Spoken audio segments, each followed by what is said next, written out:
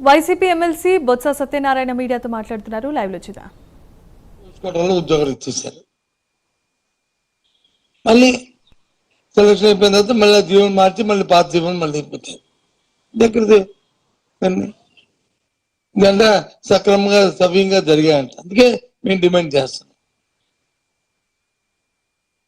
Suit ఉంటే enquiry అయిన తర్వాత వాస్తవాలు అయితే రండి పర్వాలేదు. నాకు అభ్యంతరం కానీ పక్కకి చదువుకోవడానికి వచ్చి ఫీజు రింబర్స్మెంట్ పథకానికి తోటి పొడుస్తున్నారు.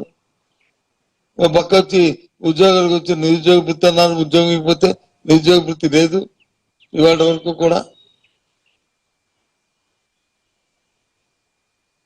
ఏ ఒక్కరికైనా నిరుద్యోగ వృత్తి ఇచ్చారండి? 2 సంవత్సరాల పైన అయిపోయింది ఉద్యోగం ఇకపోతే. ఎన్నికల్లో గొప్పగా చెప్పారు. ఏంటి ప్రభుత్వం విద్యార్థుల పట్ల యువకుల పట్ల ఈ రకమైన వివక్షత ఏంటిది? బకాయిలు వచ్చి అడిగితే బకాయిలకు వచ్చి మరి బకాయిలు పెడతారు.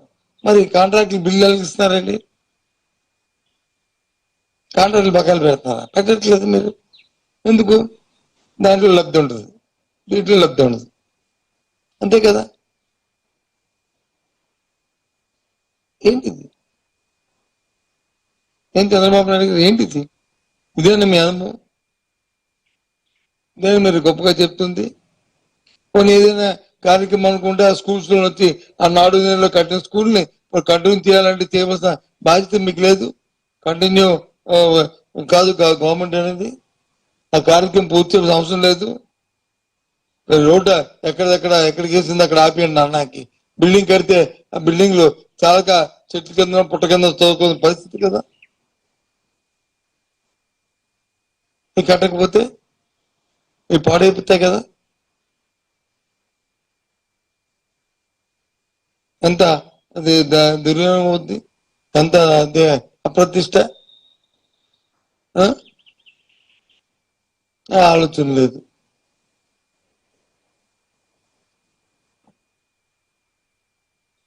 ఒక పక్క నిరుద్యోగులకు ఇచ్చిన నిరుద్యోగ వృత్తి లేదు, ఒక పక్క చదువుకోవడానికి ఫీజు రింబర్స్మెంట్ లేదు, ఒక పక్క వచ్చి ఉద్యోగ నియామకాలు చేసిన డిఎస్సి వచ్చి అవకతవకలు, అందులో అవినీతి రాజ్యమనింది.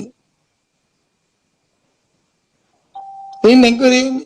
ఆస్వాదిస్తే third party enquiry, CBI enquiry ఎందుకు వేయట్లేదు? అది మా డిమాండ్.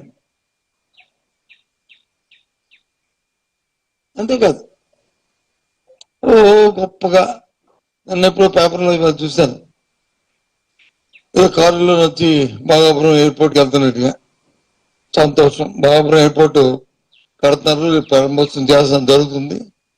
అదేమి రాష్ట్ర ప్రభుత్వం ఏమి మీరు 5 సంవత్సరాలు ఉద్ధరించింది ఏమి లేదు. అందులో 5 సంవత్సరాలు ఏమైనా ఉద్ధరించిందో చెప్పండి. ఈ కార్యక్రమంలో మేము ఉద్ధరించాము ఈ కార్యక్రమం చెప్పండి.